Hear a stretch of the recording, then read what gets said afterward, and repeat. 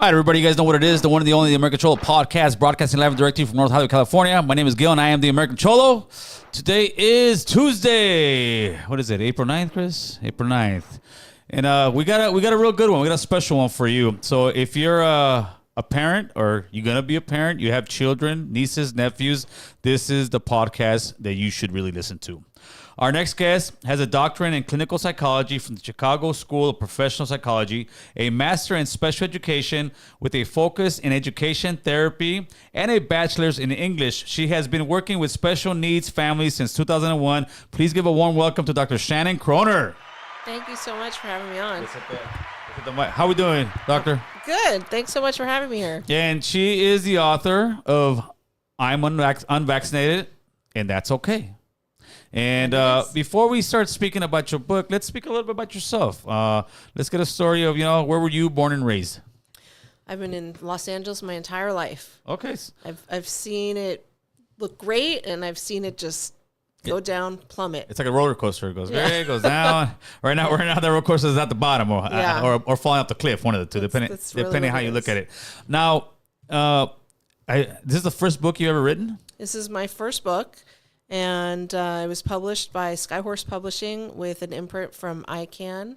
And, I've been wanting to write a children's book for a really long time. And so I'm really passionate. I've been fighting the vaccine fight for as long as ever since 2015, we lost our religious exemptions and personal belief exemptions in California. Oh, so this is way prior to COVID. Way prior to COVID. Yeah, because when myself, when I see this, I thought, okay, it's because of the vid, right? But no, this is a fight you've had before. Now tell me, where did that fight come from?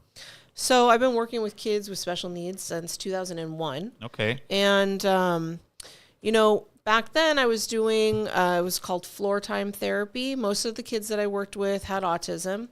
And so I would go in and do it like an intake with new families and ask all the questions of, how was your pregnancy? How was your labor? When did you start to see signs of autism? And it was the same story almost every time was, pregnancy was healthy, labor was easy, and the child was meeting the milestones appropriately. Some of the kids got to a point where they could even talk and walk and stuff like that. And then after a round of shots, something happened and they changed overnight practically, and really kind of like it could have been they had a fever for a really long time or they had encephalitis, which is like brain swelling. They started having seizures, things like that. And then they ended up with an autism diagnosis after a round of shots. And really I heard that over and over again. I was in my early 20s. I wasn't a parent yet, but there was something to it. There were signs that I was like, there's got to be something to this. And, really for a long time, I thought that it was the CDC's recommended vaccine schedule, which today recommends from birth to 18. It's almost 100 shots. It's almost 100 doses of 17 different shots. So it's a lot different than from when you or I were. Well, that's what I was going to ask you because I'm from the old school. I have the scar where you have a bunch of shots, and I don't think looking at my family and friends from back then, I can't really think of many family members who have autism. So when did the extra shots start coming in, do you think? So after 1986, there was a law that Ronald Reagan signed, a bill that he signed that allowed, it took away liability from the pharmaceutical companies. Ooh, that's horrible. And so there's no liability. Pharmaceutical companies have no liability whatsoever if a child gets injured from a shot or even dies from a shot. And so after the liability was taken away. Now, why did what was his justification for taking it away? So what was happening was the pharmaceutical companies were getting sued, often in the 80s, 70s, 80s. And the, government was thinking that the more often they get sued, the less people are going to get vaccinated. Okay. And they saw it as a public health risk. So they didn't want these pharmaceutical companies to go out of business. And, whether it was back then or whether it's now, there's billions. There's, Big money. so much money in pharmaceuticals. And so they created the 1986 Act, and it took away liability. And once the liability was taken away, pharmaceutical companies just continue to add different vaccines to the schedule. And if you look even right now, following COVID, there's so many in the pipeline coming. There's vaccines coming for everything from herpes to, cancer vaccines, everything. Right. And they're all coming forward, and they just keep adding them to the schedule. Last year, COVID was added to the childhood schedule. This year, RSV was added to the childhood schedule. So there's no repercussions. So back to the original question. So at what year? You said 86 is when they started giving you more shots? That's when they started to add more and more to the schedule, the CDC's vaccine schedule. Yeah, because I myself, I mean, this is a conversation I have with my wife, every once in a while, and we're like, man, do you notice that there's way more kids with autism than there ever was? Yeah. And we see it personally with friends of ours, family members that... In California, it's 1 in 22. I want to say it's 1 in 22 children are being diagnosed. 1 in 22 boys, I think it is, and 1 in 32 children are being diagnosed. Do you know what the numbers were prior, maybe in the 70s? It was nothing. It was 1 in 1,000. Some will say that it's just that now we have the doctors can actually see that kids have autism. Back then, maybe they couldn't see it. What do you say to that? What I hear is that there's better diagnosis, and yeah, I think that probably contributes to it. And also one of the things that I think is an issue with the autism diagnosis is that it's really broad. So there's a lot of people who say that they're diagnosed with autism when, there's a very low functioning where they have no speech. And those are the people that unfortunately will be in diapers for life. And then there's high functioning, and those people are, they could go get jobs and live in society, but it's still all under, the umbrella of autism.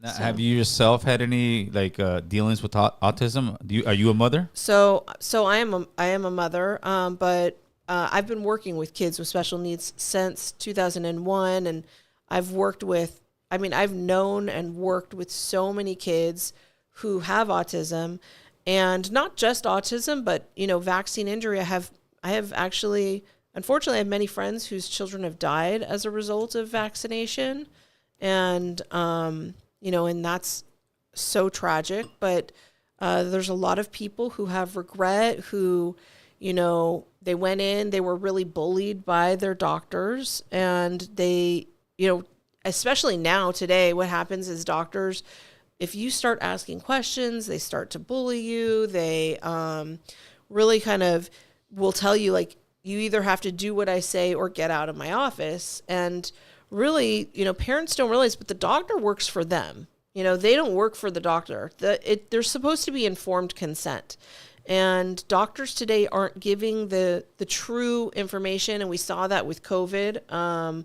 Everybody was just forced to get the COVID shot, or they lost their job, or they got kicked out of school, or you were shamed. You were shamed, couldn't go into a restaurant, couldn't go anywhere, actually. So, but that happens in pediatrician's office. Same thing. So now, is it the pharmaceutical companies? Because they're $1 trillion companies, and they're paying off. It doesn't matter whether it's Democrat, Republicans; they're in everybody's pocket. You think unfortunately, you think it's just so much money they have that they can sit there and just, like somebody like you. I'm sure the larger you get and the more this book is popular, they're gonna come and try to smear you up and say that you're lying, you're conspiracy. You're I've had different social media accounts deleted. Oh, they're already known. Yeah. Oh, well, I've been an activist. Okay, so going back through my history. In 2013, I did my doctoral dissertation on vaccine choice. When we actually had choice, it was normal. We had it in California. You could get an exemption for your child, and there was no questions asked. In 2015, we had a senator named Senator Pan. He was a Democratic senator. And let me tell you, prior to 2015, I grew up in Los Angeles I was a Democrat. I didn't know what, I always thought like the Democrat Party was the party of like freedom and stuff like that, the people. And then 2015 came, and this Democrat Senator Pan created this bill that took away the religious exemptions and the personal belief exemptions for vaccines. And when I saw that, and I was going up to Sacramento at that time, that's when I really became an activist for vaccine rights. And I saw that it was literally all the Republicans who were against this bill and all the Democrat senators and assembly members who were in favor of this bill. And I like had this awakening, like, wait, which side am I on? Like, what's going on here? Who's with me? And clearly and so then, and then talking to people, that's actually around the time that I met Robert Kennedy and, heard him speaking more about the freedom of vaccine choice. And, I realized like I'm on the wrong team here. Right. And then that bill passed. And then in 2019 in California, we actually had our medical exemptions taken away. And so what happened is a lot of people who wanted to get an exemption for their child, because the religious exemptions were taken away, many people went to their doctors and said, my first child had a severe reaction. I don't want to vaccinate my second child, or my child, ended up having seizures. I don't want to continue vaccinating them. And so there were more medical exemptions written because that was our only option in California. And when that happened, this bill came out, SB 276, which took away the medical exemptions. Not only did it take away the medical exemptions, but during that same year, the doctors were shamed. Mm-hmm. Any doctor who wrote a medical exemption was threatened, not just shamed, but threatened that they would get their licenses taken away. And so in 2019, we actually lost our medical exemptions unless the child is, dying or is on chemo.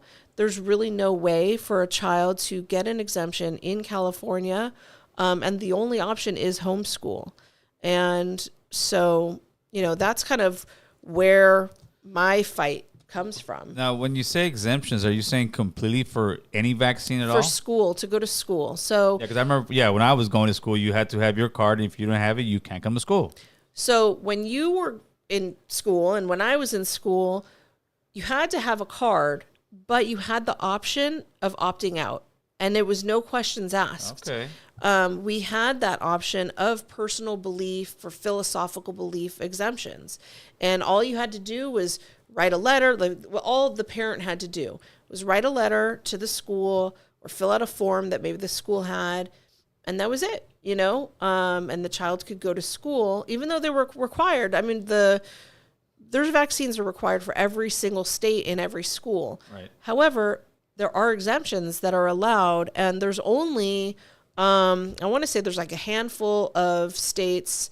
It's California, New York, Maine, West Virginia, Mississippi, and I'm forgetting one.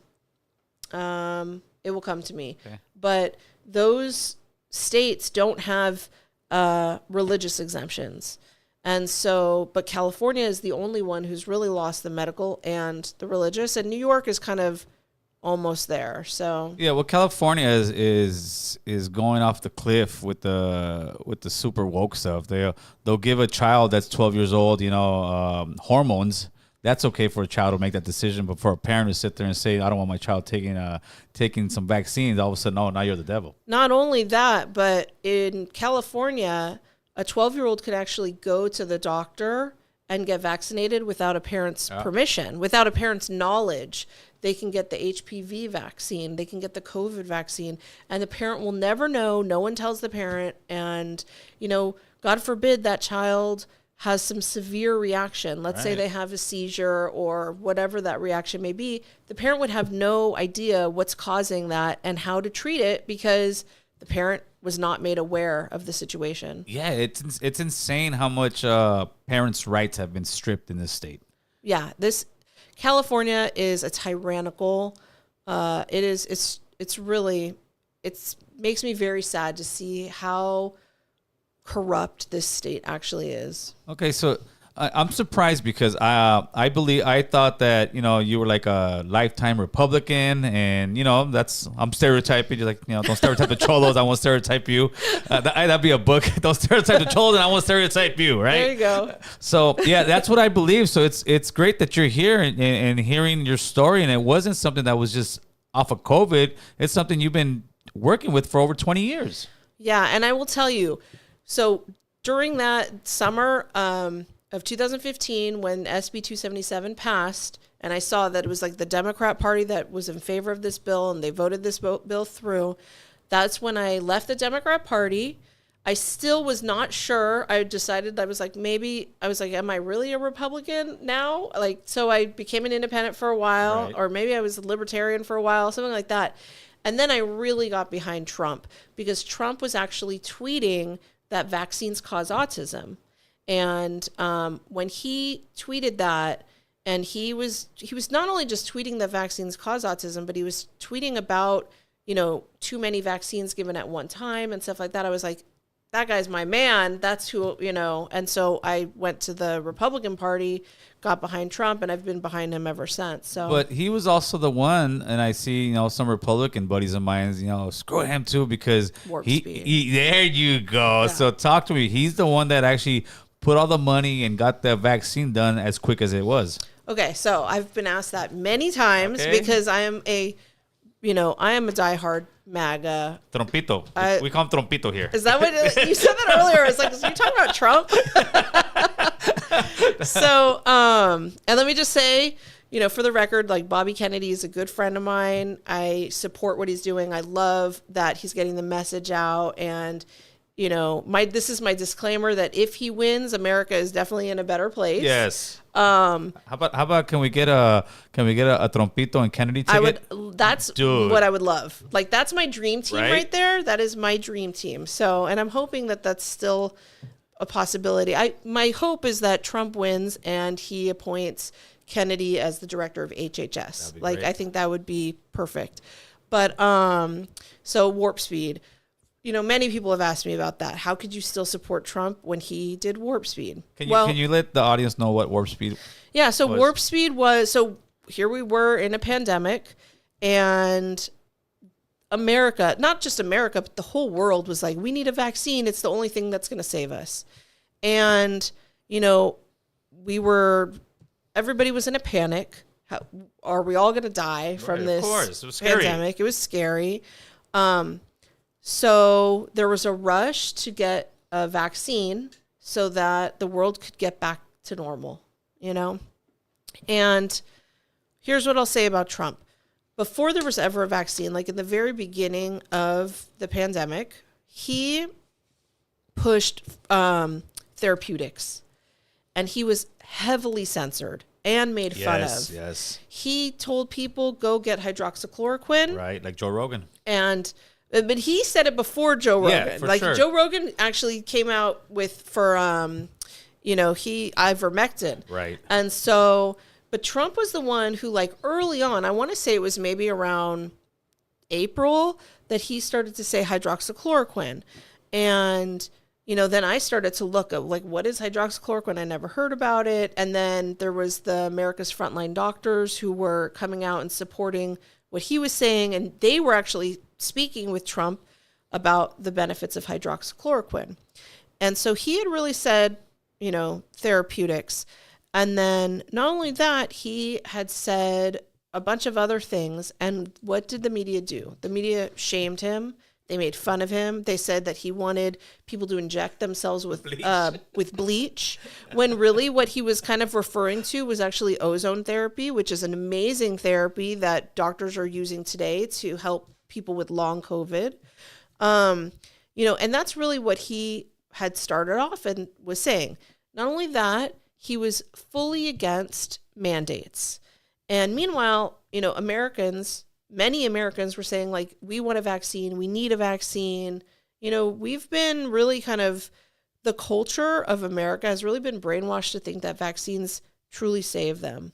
And, you know, and there's the narrative, safe and effective, safe and effective. We hear it all the time. Yes. And so with Warp Speed, you know, yeah, he was unfortunately like the guy, he was our president at the time that was unfortunately stuck in that situation. And I think that whether it was him or whether it was any other person, man or woman who was president, right? You had to bring the public what they wanted, which was they wanted a vaccine. It was happening throughout the entire world. And actually, America was not the first to get the COVID vaccine. The UK got it before we did. I want to say Russia got a version of the COVID vaccine before we did. Israel got a COVID vaccine before we did. So, yeah, Warp Speed was fast, but we weren't the fastest. And what was he going to do? Like, not give us a vaccine, you know? Yeah, you got to make the public feel safe. The public wanted it. And imagine what it would have been like if he had said, no, they're not safe. They're too dangerous. They would have crucified him. They would have crucified him. And then people would have been getting it illegally. We wouldn't have been able to track what the dangers and the risks and the injuries are. You know, we have a very good record through, like, the CDC uses what's called VAERS to track injury. It's not perfect. It's definitely a very small percentage of the actual injuries, but it's enough to show you that people are being injured by the vaccine. Oh, yes. And, or even it's killing them. And so, you know, his hands were really tied, and I don't blame him. He also brought in an amazing doctor, Scott Atlas, who was brought in as part of that, you know, team, the Fauci and Birx. And he brought in Scott Atlas, and Scott Atlas was very much pro-freedom, against the lockdowns, you know, against the mandates and stuff like that. And he brought him in, and what Fauci did, and if you ever hear, and you could read, Scott Atlas has a book, and you could see some of his interviews.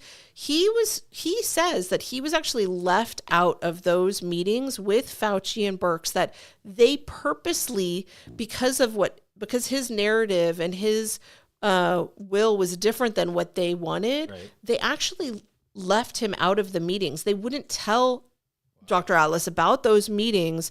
So he would be on like a plane coming back to California. He's a California doctor.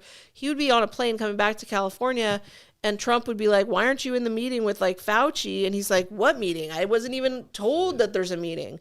And they would do that on purpose because they knew that he would vote against what they wanted to do. And, you know, Fauci and Birx they were extremely corrupt, and they had, you know, their motive of what they wanted to do, of keep people locked down and scared and masked and vaccinated and boosted and all those things. Yeah, it seems like they were just making it up as they were going. And Fauci's actually even admitted that, like with the 6-foot rule, I've social distancing. He literally just recently, a couple months ago, was in a congressional hearing where they asked him about all the different COVID policies, and they asked him about social distancing, and he said, yeah, there was no science behind it, that it just kind of happened. That was it just happened. So, I mean, I don't know. I mean, if you remember the social distancing, even like the children, kids who were going to school, they couldn't play on the playground together. They were standing, you know, 6 feet apart or sitting 6 feet apart at the lunch table.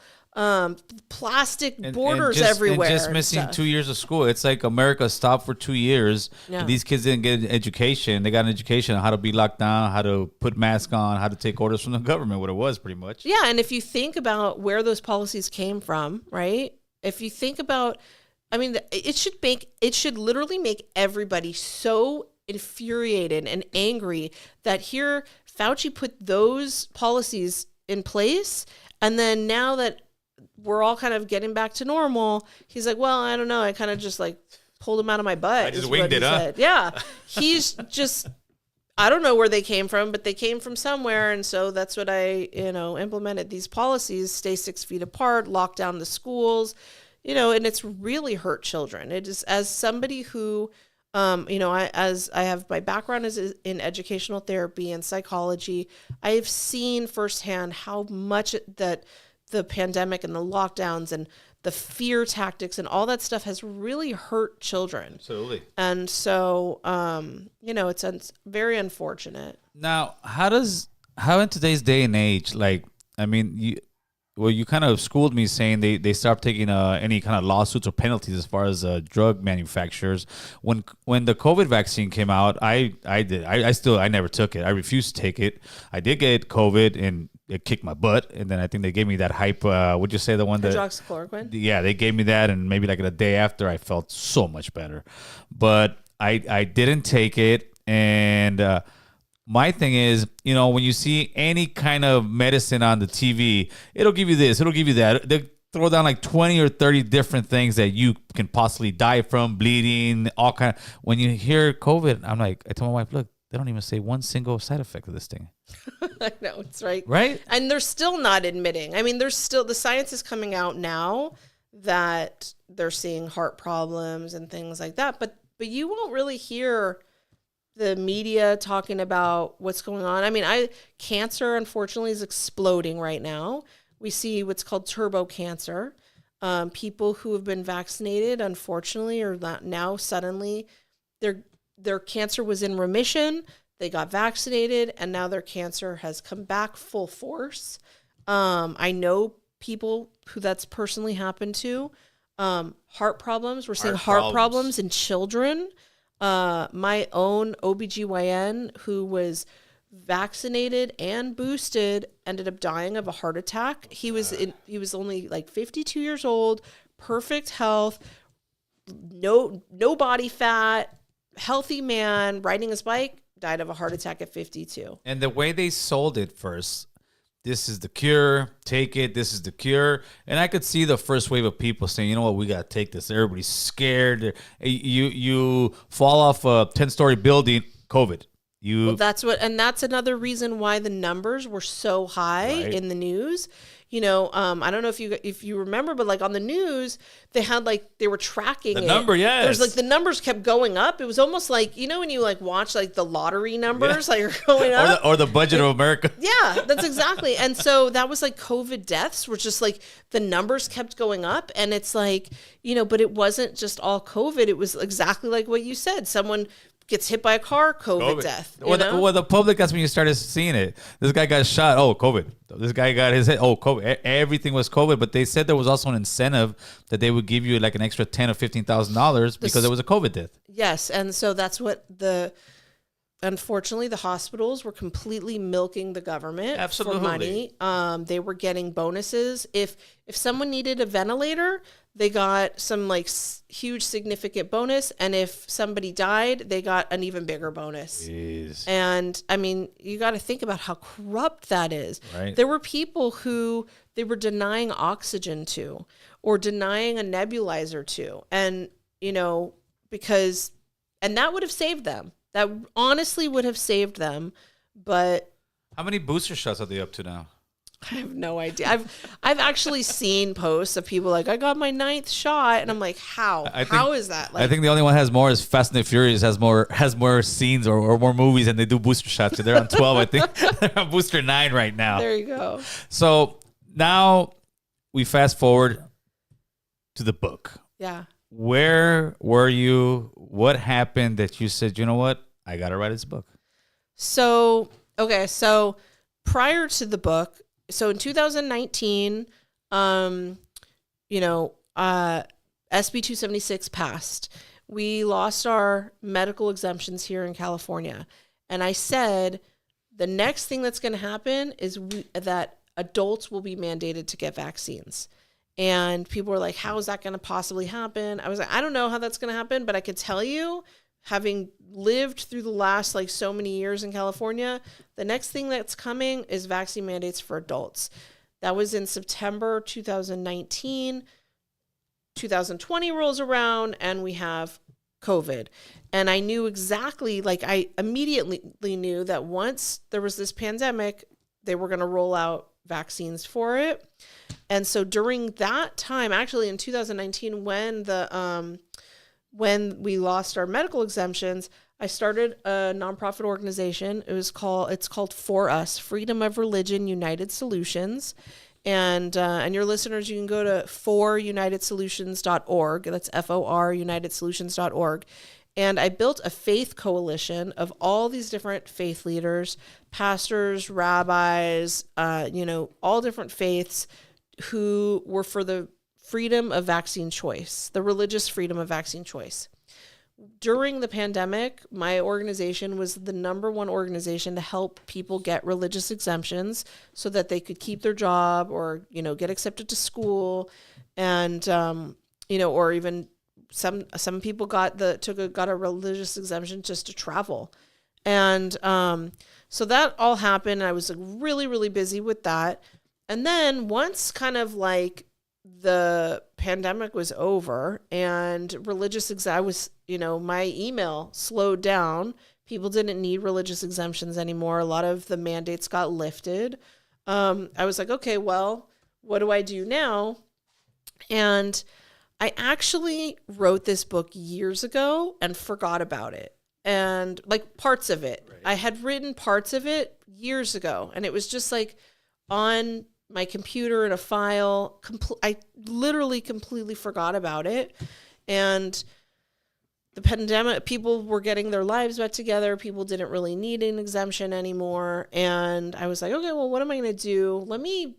I went into a coffee shop one day and I was talking to the owner who he had written and published his own children's books. And I was kind of just asking him, about his journey in that. And I was like, I have a book somewhere that I wrote about. And I don't really even remember what it's about. When I go home and I look, and so I go back and I look, and it's like all about a boy who's unvaccinated and why that's okay.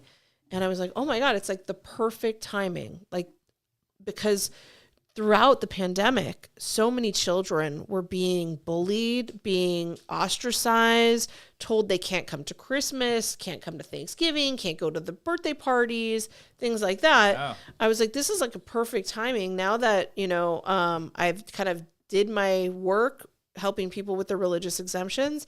Now let me focus on this book. And so last year I finished writing the book. And then I found an illustrator. He's an amazing, amazing illustrator. I found him online. He actually lives in Costa Rica. Oh, nice. And so, I actually reached out to several different illustrators online. And I said, is the vaccine issue, is that going to be a problem for you? And he got back to me. He was like, no, it's not a problem for me. And sent me a sample of his work. I was like, okay. I hired him and we, completed the illustrations in about 6 months. And then I gave it to a publisher, Skyhorse Publishing. They are the ones who publish Robert Kennedy's books. Oh, nice. They did the Fauci book. And they're very much like pro-medical freedom. A lot of their books are pro-medical freedom. So I figured maybe they would be interested in mine.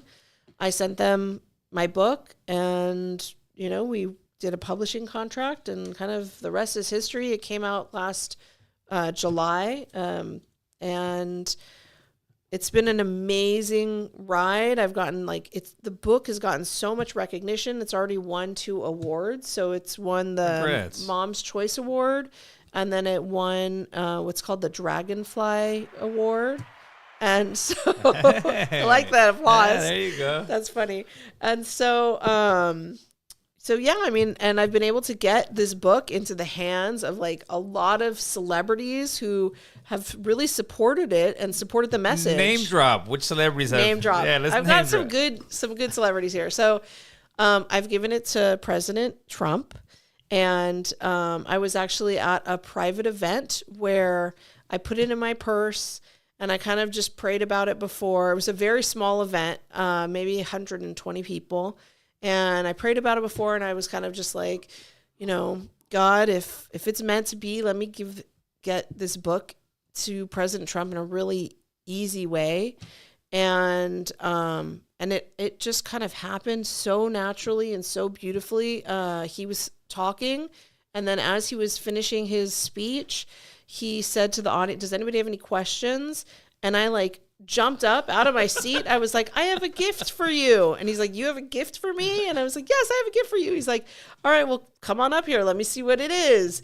And then he's like telling the audience, like joking the way he does. And he's like, "I hope it's expensive. I hope it's like valuable." And I bring it up to the front and I give him this book and I said, "It's called I'm Unvaccinated and That's Okay." And he like looks it over and like holds it up and was like, "Yeah, that is okay."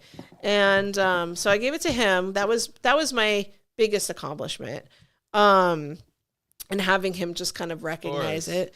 And then I've given it to Isai Morales. He's a big supporter of my work and this book. Ricky Schroeder, child star, Ricky Schroeder. I sent it to John Voight and recently received a letter in the mail from John Voight, who was really thankful and grateful for this book. Thought it was a great book. Let's see, who else? RFK? So RFK, he actually, so like I said, I met him back in 2015. So we've stayed, friends throughout all the craziness of California. So he actually has an endorsement on the back of my book that he gave me. So his message on the back of the book, it says, can I read it? Yeah, absolutely. Okay. So it says, Dr. Shannon Kroner has been courageous in her efforts to protect vaccine choice. Her book, I'm Unvaccinated and That's Okay, pioneers a new genre of children's books that aims at educating children about truth and freedom and prepares them for citizenship and democracy. And so very cool. That's cool to have him, on the back of the book. There's people, I've given it to General Flynn. He, told me that he actually reads the book to his grandkids. How cool is that? Jessica Sutta, she's vaccine injured. She's from the Pussycat Dolls. And there's on my website, I have a whole, all the pictures of people, of all the celebrities that are holding my book. Rob Schneider, he's a supporter of the book. So people can just go to my website, which is drshannonkroner.com, and see all the pictures of all the different celebrities. And how much, that's the good stuff. How much heat have you gotten for the book? So I love this question because this book could have never come out before COVID. I have gone pre-COVID, I got a lot of hate for the work I was doing. Now that people have, it's almost as if everybody knows someone who's been injured by the COVID vaccine. Vaccine injury, when I would talk about vaccine injury prior to the pandemic, I was a conspiracy theorist. I was a crazy person. Now it's like, oh yeah, this person got injured and that person, like this family member, that family member, this friend, that. And so people now recognize that vaccine injury is real. It's not a conspiracy. I have gotten very little hate, very, very little hate about this book. And if you look on Amazon, it's got over 200 5-star reviews, and each one of those reviews, fortunately for, that they're positive reviews, but unfortunately it's people just sharing their own personal stories of how they can relate to this book and saying, thank you. This story is my story. And, the story is actually, it's about a little boy who is unvaccinated, and he explains the reason why he's unvaccinated. And the reason is that because his older sister is vaccine injured. And he talks about how, his parents followed what the doctors had said to do, and his older sister was vaccine injured, and so they chose a different path for him, and what life is like for this young boy being an unvaccinated child in today's world, and how, and he talks about how there is no liability, and how he is expected to get almost 100 doses of 17 different shots, and how, why is the vaccine program, it's the same across the board, meaning that if a child, like for instance, the hepatitis B vaccine, right now on our CDC schedule, the hepatitis B vaccine is actually, it's meant for a child the first day of life. That's when they recommend it. First day of life, beautiful, healthy baby comes into this world, and parents are expected to give that 1 day, 6-hour-old baby a shot for hepatitis B, which you can't get hepatitis B unless you're sharing needles with through drugs or, unprotected sex. Every pregnant mother is always screened for hepatitis B. So you already know if the child is going to have hepatitis B coming out because the mother's already been screened for it. So that same shot that it goes into a 6-month-old or 6-hour-old baby, a 1-day-old baby, that same shot is required in order for a 7th grader to go to school. So you really have, even though it's on the CDC schedule for the first day of life, a parent can technically put the hepatitis B shot off until the child goes into 7th grade in California. Now, think about a 1-day-old baby. Could be 6 pounds, 7 pounds, 8 pounds, right? Yeah. A 7th grader is usually over 100 pounds, right. So we're talking about the same exact shot for an 8-pound baby that could also be given to a 100-pound kid. Yeah, and there's no difference. So the little boy in this book talks about how the vaccine program is a one-size-fits-all program, and yet he is a different size and shape from all of his friends. He's got friends who are taller than him and smaller than him and so on. And he talks about there's no liability and talks about how he can't go to school, so he's homeschooled. And one of my favorite things about this book actually is I've put in the back of it, I put a glossary. So for any parent who is unfamiliar, this is a really great first book for anybody who wants to become familiar with vaccines, because there are terms in it that explain like what the ingredients are in vaccines and why they may be considered dangerous. And so in the back, there's a glossary that talks about like what is formaldehyde or what is aluminum and why is it in our vaccines. And then right after that page, I have a whole list of references. They're my favorite references of different websites. There's a QR code in the book where you just scan the QR code and it takes you to all the links of like all my favorite references. And I actually start with the CDC's Pink Book, which is, if you go to the CDC's Pink Book online, it's every single vaccine and every one of their ingredients and any kind of side effects and stuff.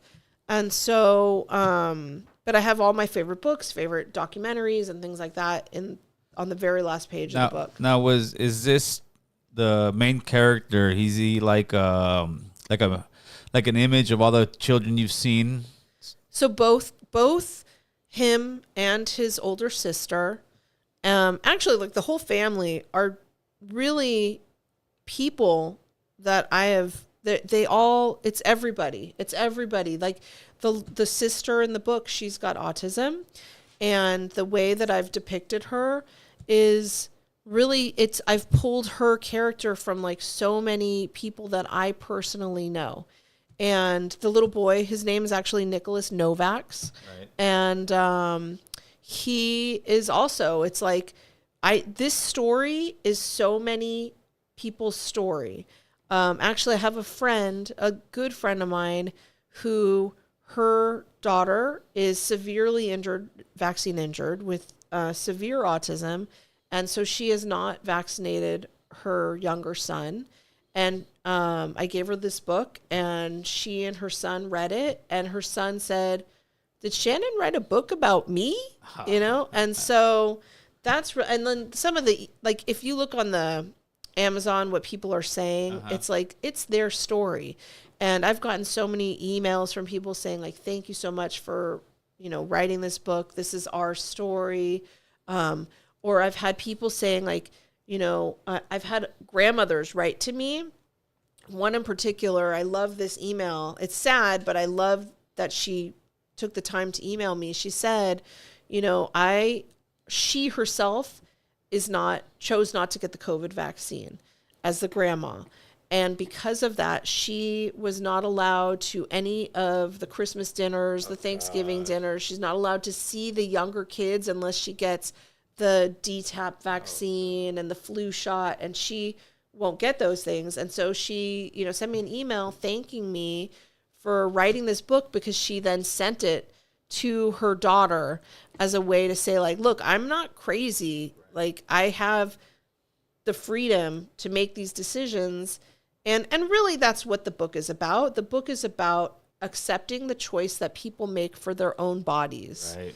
And that's the message. Yeah, COVID. Chris, check the phone. I think we have the other phone line on there on the OBS. Make sure it's that phone number. I don't know if you can put it on there, or we just put it on the link. Well, COVID separated families. I mean, it really did. It was something that this generation, or let's say the whole generation for the last 50, 100 years had never gone through. Everybody was fearful. You had people, fighting over wearing masks, over not wearing masks, over who took a shot, and it really like separated families. But now I think we've come out of that, and we're seeing for what it was. Was it something scary and deadly? Yeah, it was. But I think that the government showed how human they are, and they just got scared.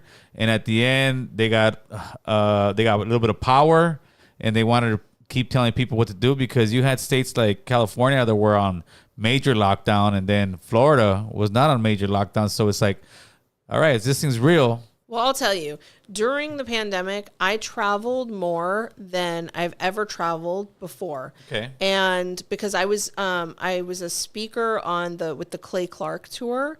And so I was traveling to a lot of these states that were completely open. I went to Oklahoma, Texas, Florida, Idaho, and none of them were locked down the way California was locked down. And so every time I would go to one of those states, it would like completely just assure me that California's crazy, and like this is being really blown out of proportion. What's going on. And yes, like, look, I got COVID. I actually got it twice, and it was horrible. The first time was horrible. Oh, it sucked. It sucked. The second time, not so bad. You weren't on the bed talking about give me the vaccine, were you? What is it? I said, well, you weren't on the deathbed talking about give me a vaccine. No, absolutely not. No. You can put a number out there, Chris. No, I had it. It was bad. The best way I can explain it, it was, if you guys want to call 747-279-8109 and ask Dr. Shannon Kroner here a question, please go ahead and call. I had it. It was like having the worst hangover you've ever had in your life for about 9 days straight. I would wake up and damn, this is not gone. I would wake up, damn, this is not gone. I would wake up, and my wife was, hey, you should have took that vaccine. And I went and took that one thing we were talking about, and it did. But the second one was more of just a flu. Yeah. But unfortunately, now they're pushing it again. Now it's become part of the flu shot. Let's do 2 shots now, right? Yep, that's exactly right. And they're turning the flu shot into an mRNA vaccine now, which what we're finding is that the mRNA vaccines are significantly more dangerous than your average regular, live virus vaccine that people have gotten for years. But isn't like the flu shot and all those vaccines, like the flu changes every year? It does. So to me, the strain. To me, it's just a huge, great money grab for the pharmaceutical companies. That's exactly what it is. It really is. And it's really interesting. It's not about health anymore. It's about just get it, trust us and get it. It's not, I was just reading, I think it was about Moderna has all these new vaccines that are coming out, like tons of them that are coming out. They're all being, this trial, that trial. And I'm reading about all of them, and not one sentence in the whole article about all these is about better health. It was all about how much each shots are going to cost, the pharmaceutical companies, and how much they're going to make. That's literally what the whole thing was about. Nothing in this article was about, we care about the safety of people and so on and so forth. Yeah, and still to this day, they won't give you any side effects. I mean, to me, it's insane that they won't sit there and say, here's the side effects. I'll tell you, the U.S. and New Zealand are the only countries in the whole world that's allowed to advertise pharmaceuticals on TV. Really? Yeah, that's it. And at least, I mean, with the other kind of medicine, they have to either say what they are, or there's a certain thing, or they just can show the picture, but they can't talk about it. Some weird stuff. But with the vaccines, they don't, and to this day, they still have immunity, right? Oh yeah, yeah. There's no liability. There's none, and they ruin the lives of so many people. I mean, look at our military. I during the pandemic, I got very involved with the military and their mandates. I mean, the pandemic and the vaccine mandates literally destroyed our military because we lost so many of so many of our strongest men and women, the bravest men and women refused to take it. Right. And they had been in the military for almost 20 years. Once they reach the 20-year mark, they can retire. And so there's people in there for 18 years of their life or whatever, did all their time go into Afghanistan and Iraq and wherever, putting their life on the line. And now comes down to it. And they're like, well, I'm not going to get my pension anymore because my life is more important than your stupid mandate. And that was another thing, with Trump, he was very much against the mandates. And even now, when you hear him speaking at a lot of these rallies and stuff, he has said, he would never mandate a vaccine. And he actually, one of the messages that he says at a lot of his rallies right now are that schools, when he's president again, that any school that mandates the vaccine will not get federal money. I heard that. And bravo to him for doing that. That needs to happen. Yeah, we lost here in California many police officers, firefighters. Yep. And even nurses and stuff, you had to take it. Even Mr. Chris had to go. He couldn't go to the studio without taking it. I mean, it was crazy. And with me, I work structural concrete.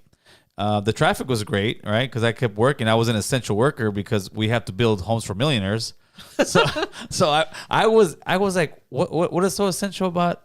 I could see the people working at the food markets, at the hospitals, all that. Yeah. But it was a big sham. The same politicians that were telling you put the mask on.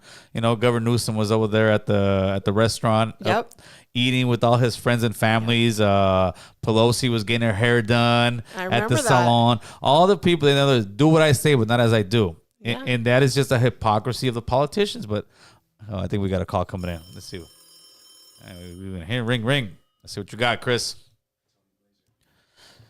Caller, who's this? It's Tony. Tony, what's going on, Tony? We're here with Dr. Shannon Kroner. Talk to us. Hey, so I did hear you guys just mention about advertising the medicines, or that we're the only country, or there's other countries that advertising medicine. I did see an advertisement for the HPV shot to give it to 9-year-olds, and I just wanted to have more insight on that. I don't know really what HPV is, or how kids get it, or why they even want to vaccinate them for that. So that's actually a really great question, and I'm happy you asked that. Next to the COVID vaccine, the HPV vaccine has the most side effects. And if you look on VAERS, you will see that there have been multiple reports, so many, hundreds, thousands of reports of children who have been injured by the HPV vaccine. To me and many other people, it is definitely the most dangerous of the childhood vaccines. And what's interesting about the HPV vaccine, it's, marketed as a way to prevent cervical cancer, but there are many, many strains of cervical cancer, and this one targets, I think it's 5 strains. And there are studies that show that people who have gotten the HPV vaccine, they still can get cervical cancer. So, but it is a very dangerous shot. It has caused paralysis in many young athletes. Unfortunately, I know 2 kids who died from I personally know the families of 2 kids who have died from the HPV vaccine. And in the state of California, a child can actually go to their doctor and get the HPV shot without a parent's consent. So it's a really, and if you want to look at anybody who's interested in doing the research on the side effects or how many people are, being injured or hurt, what kind of injuries, I highly suggest looking at the VAERS website. And you can find more information there. But just remember, VAERS is only, it's only about 10% of the actual it's only about 10% of the actual people who get injuries are reported on VAERS. So, it's a small fraction, but you'll see the fraction, and it's still very significant. There you go, Tony. Yeah, it was, because it's, as a kid, I never remember them even, when I was a kid, they didn't push it on us. That was not even around. It wasn't. It wasn't around until even around. Recently. I think the HPV vaccine came out, I think, in the early 2000s. Probably around 2002, maybe, I think it was. Yeah, because when I was a kid, they didn't offer it. Now my son is getting to about that age, and I'm like, I keep seeing the advertisement for it, and I'm like, It's not required for your child to go to school. So that's really important that you know that in order to go to school, your child does not need the HPV vaccine in the state of California. It is not part of the requirements. They were trying to, there was a bill last year that tried to make it a requirement. And there's a really amazing organization called PERC in California, and they fought that bill and won. Nice. And so the HPV vaccine is actually not required in California for school. All right, cool. That's good to know. Yeah, because most of the healthiest people I know don't get vaccines. They just do home remedies. And I mean, even my baby got sick. She was maybe like a month. And I mean, most of the other doctors, no offense, they were quacks. Oh, here, get that. This lady was like, just, your baby, she's going to fight it off. Just start giving her little teas and stuff like that. She pushed that more like herbal stuff on us. And I mean, it helped out because with my other kids, we would give them whatever the doctor said and they would just get more sick. They had more ear infection, stuff like that. With this last baby, I mean, we kind of took the doctor's advice and she's like, no, stop giving your kid, like that stuff. She's too little. Give her herbal stuff. And it helped her out. She hasn't really gotten sick. So, I just, well, it sounds like you found a good doctor that, if you found a doctor, I think it's very important that people find doctors that, and actually in my book talks about this, it's very important that you find a doctor that works with you instead of works against you, someone who's willing to hear what you have to say, what your concerns are, and works with your concerns instead of shaming you and stuff like that. It's very easy for a doctor to say, oh, just give the child Tylenol. Well, Tylenol, what it does is it depletes what's called glutathione. And glutathione is what helps you detox from your body.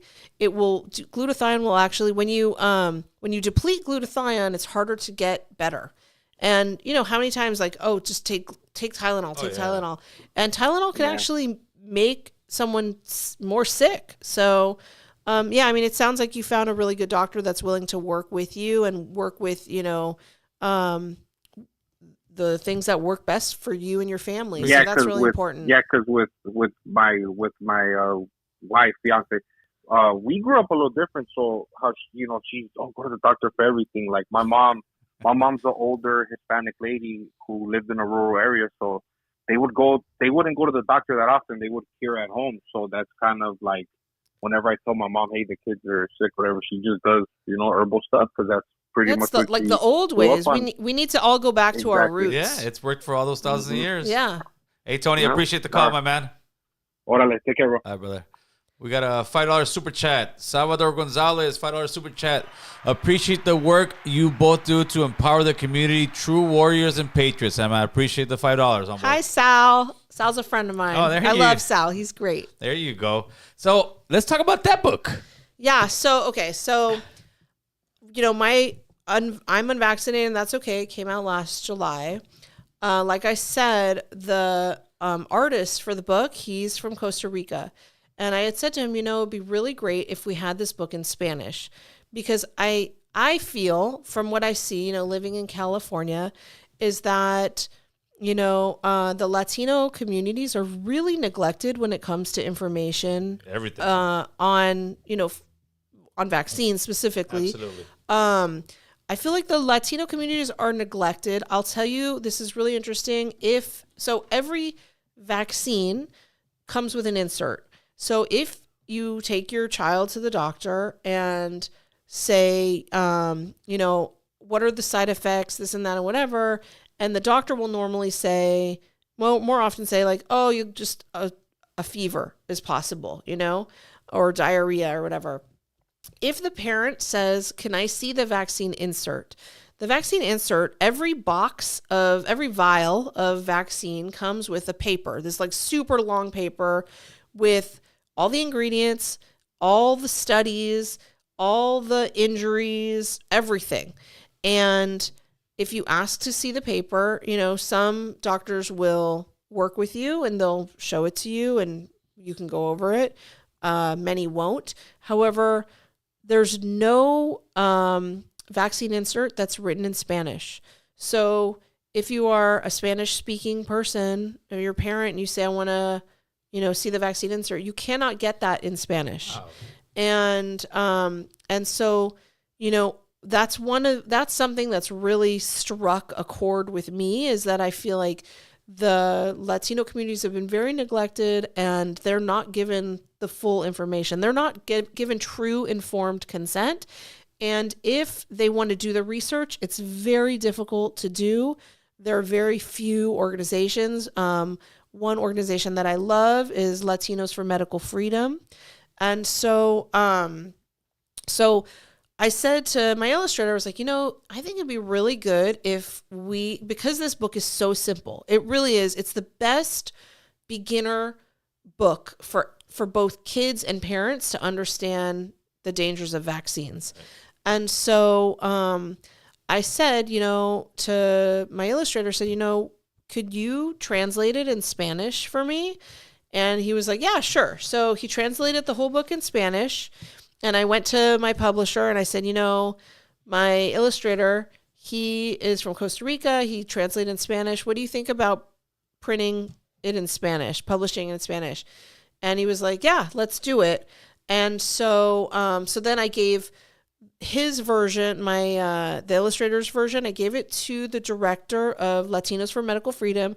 I said, can you proofread everything he wrote? Because I want to make sure, because my Spanish is very broken Spanish. I can ask a couple questions. I can understand words here and there and stuff, but there's no way I can write a book in Spanish.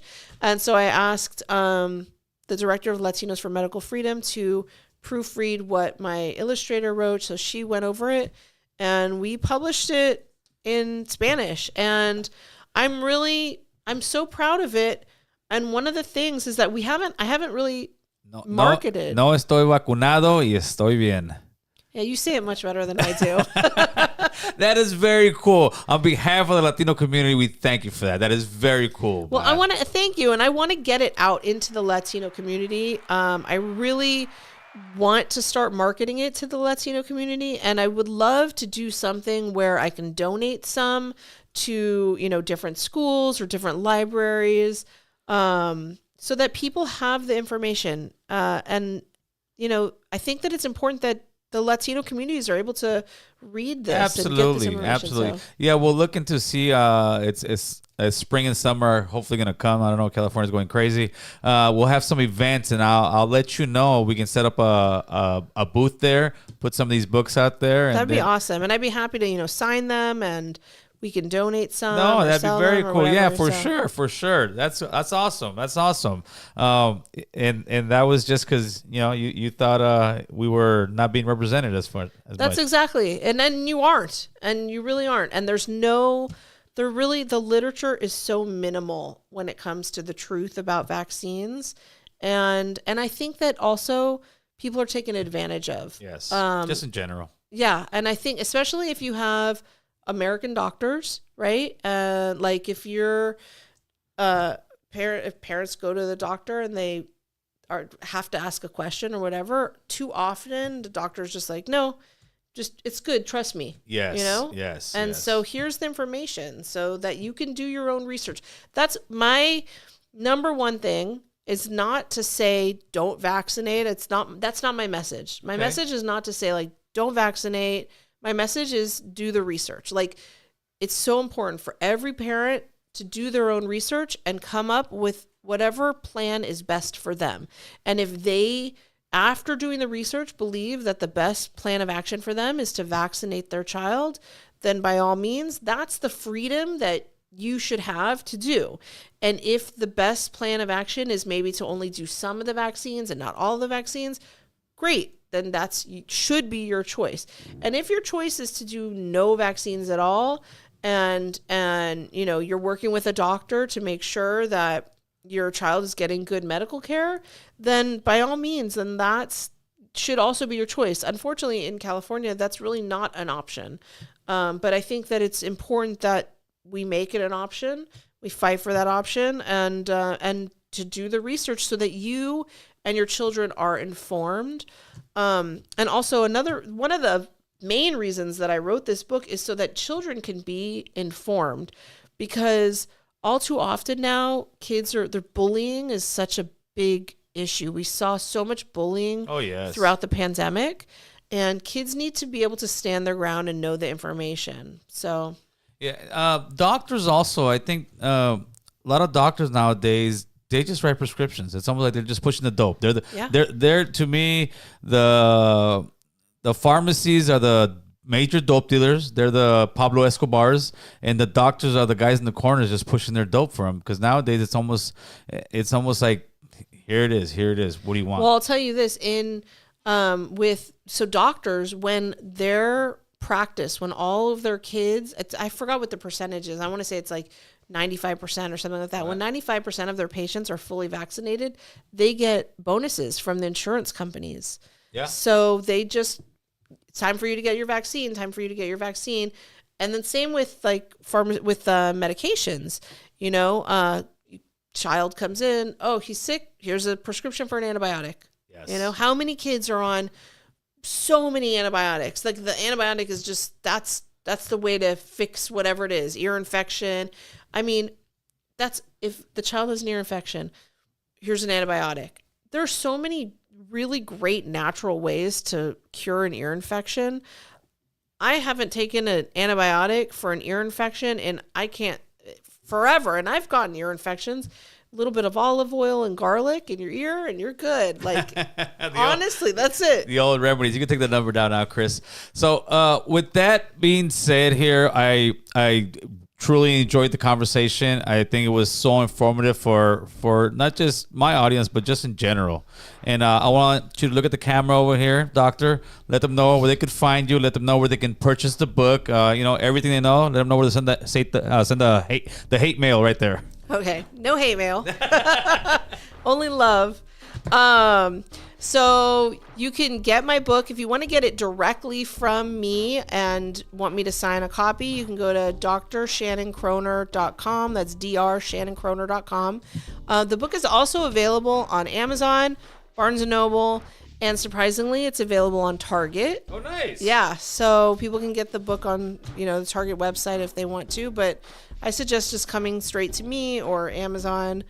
And, you can send me emails to my website, and I will, if you have a question, I can respond. There you go. So do you also do like any kind of seminars? And I'm always traveling, speaking. People invite me to speak at all different conferences and things like that. So, and you can get a hold of me through my website if you want me to speak. Not only that, but if you want to set up, like for me to go to your kid's school or library or a bookstore or something like that, I'd be happy to do that. Very cool. Yeah. Well, thank you for your service. Thank you so much. I appreciate you coming on. I appreciate you guys tapping into the show. You guys are here watching it live. Make sure to share, like, and subscribe. Share the message. With that, we're out, people. There you go. Thank you so much. That was a great conversation.